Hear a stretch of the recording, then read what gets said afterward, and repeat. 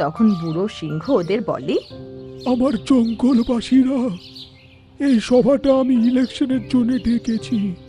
অনেক বুড়ো হয়ে গেছি, বুঝতে পারছি না যে দুই ছেলের মধ্যে কাকে জঙ্গলের রাজা বানাবো।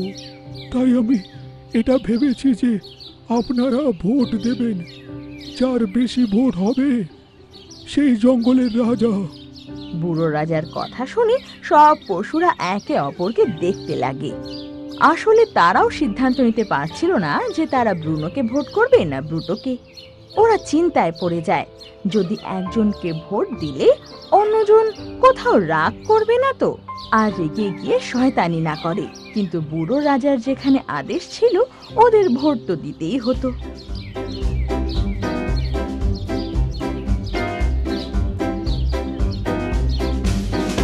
জঙ্গলের সব পশুরা ব্রুনোকেই বেশি পছন্দ করত, তাই ওর নামে বেশিরভাগ ভোট দেয় পশুরা, আর ব্রুটোকে কেউ ভোট দেয় না।